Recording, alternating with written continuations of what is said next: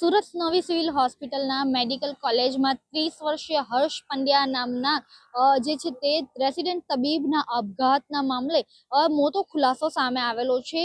જે તબીબ જે છે તેને રેગિંગના કારણે આપઘાત કર્યો હોવાનું તપાસમાં સામે આવેલું છે। તો જે મુજબ કે જે 30 વર્ષીય ડોક્ટર હર્ષ પંડ્યા નામનો જે તબીબ હતો, જેને ગઈકાલે બોયઝ પીજી રૂમમાં આપઘાત કર્યો હતો। માઇક્રોબાયોલોજીના તબીબે પંખા સાથે દોરી બાંધીને ગળે ફાંસો ખાઈ જીવન ટૂંકાવ્યું હતું।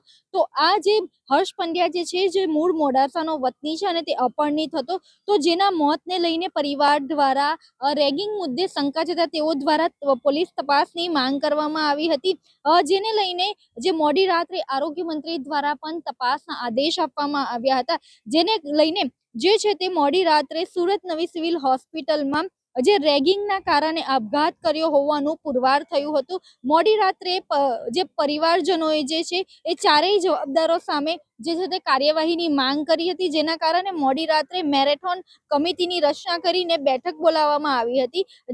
જે સિવિલ હોસ્પિટલમાં જે રેસિડેન્ટ ડોક્ટર જે છે હર્ષ પંડ્યા, તેના આપઘાત કેસમાં મોટી કાર્યવાહી કરવામાં આવેલી છે। હર્ષ પંડ્યાના આપઘાત કેસમાં 4 રેસિડેન્ટ ડોક્ટર જે છે, ડોક્ટર નિરાલી વસાવે, ડોક્ટર અનુજ મહેશ્વરી, ડોક્ટર દીક્ષિતા ગેવરિયા અને ડોક્ટર હિના ભૂત સામે કાર્યવાહી કરીને તેઓને 6 મહિના માટે સસ્પેન્ડ કરવામાં આવ્યા છે। આ ચારેય ડોક્ટરોને તાત્કાલિક હોસ્ટેલ ખાલી કરવા અને શૈક્ષણિક પ્રવૃત્તિથી દૂર રહેવાનો આદેશ કરવામાં આવ્યો છે। તો સાથે માઇક્રોબાયોલોજી વિભાગના વડા ડોક્ટર સુમૈયા મુલ્લા સહિત 4 ફેકલ્ટીને સો કોઝ નોટિસ પણ પાઠવવામાં આવેલી છે। ડોક્ટર સંગીતા રાજદે, ડોક્ટર યોગિતા મિશ્રી અને ડોક્ટર લતિકા પુરોહિતને સો કોઝ નોટિસ પાઠવવામાં આવેલી છે।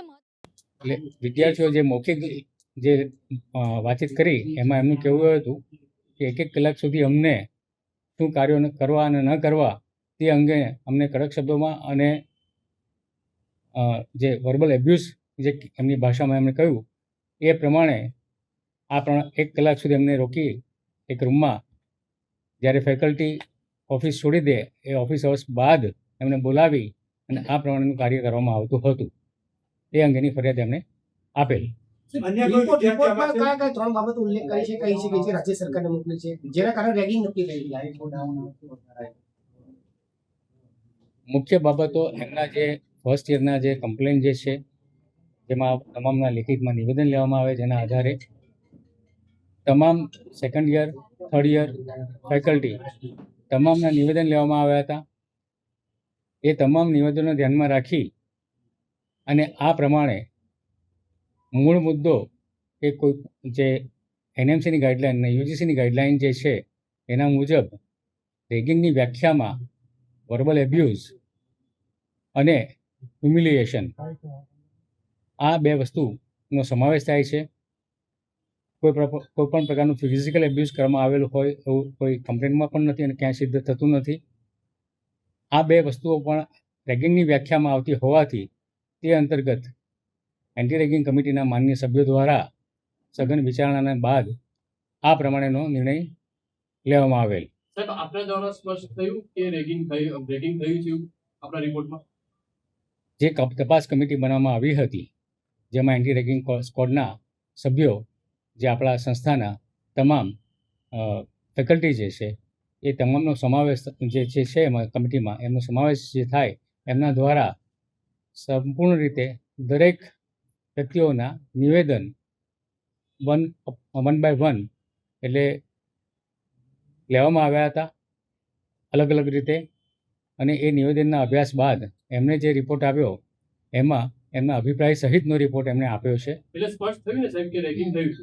તો સાહેબ, આપણા તરફથી રેગિંગનું સ્પષ્ટતા છે, તો આ બાબતે એફઆઈઆર થશે આ કે ના? એના અંગેની કાર્યવાહી આજે હાથ ધરવામાં આવશે। એટલે એફઆઈઆર થશે ખરી? જી। કોના દ્વારા નોંધવામાં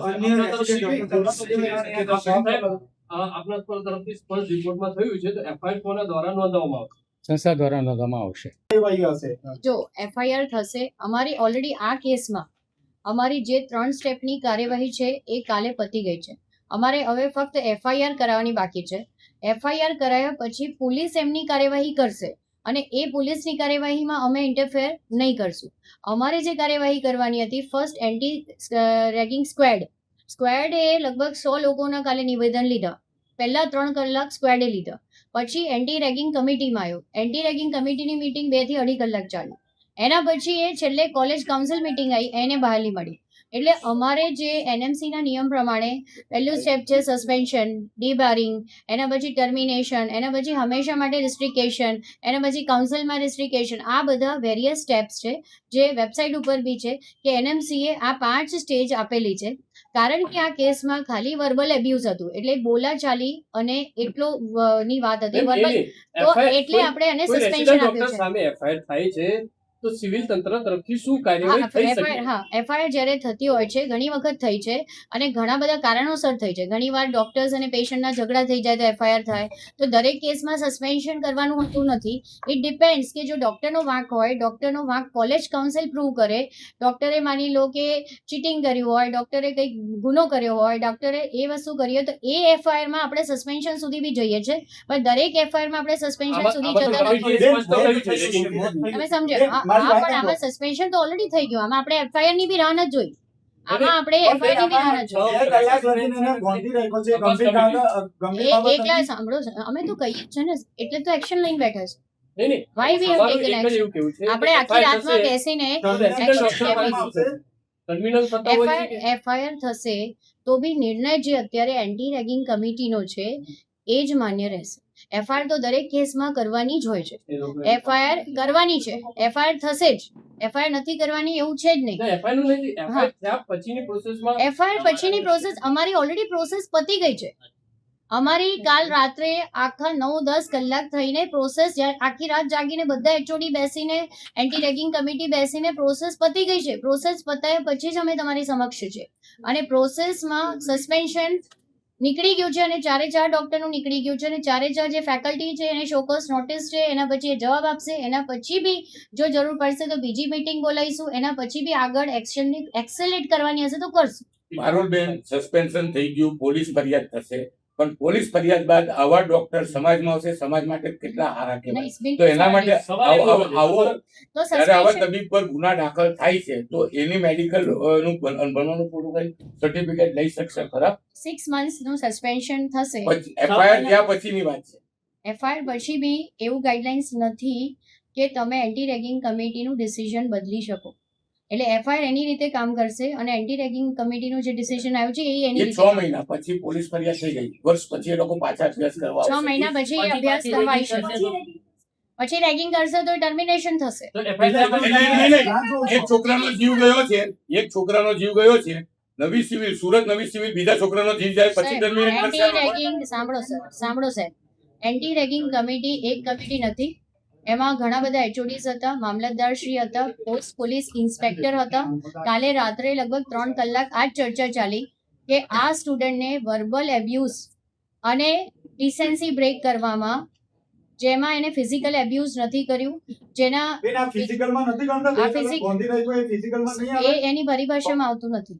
એટલે એન્ટી રેગિંગ કમિટી પ્રમાણે નથી આવતું. હા, એન્ટી રેગિંગ કમિટી પ્રમાણે વર્બલ એબ્યુઝમાં આવે છે. તો વર્બલ એબ્યુઝ પ્રમાણે જે અત્યારે સજા નક્કી થઈ છે અને એ પ્રમાણે અમે તમને જાણ કરીએ છીએ. તો બીજી તરફ આ સમગ્ર મામલે જે છે તે પરિવાર દ્વારા અસંતોષ વ્યક્ત કરવામાં આવ્યો છે અને ચારેય વિરુદ્ધ એફઆઈઆર ની માંગ કરવામાં આવેલી છે. કેમેરા પર્સન સાથે રશ્મિ રાણા, રફતાર.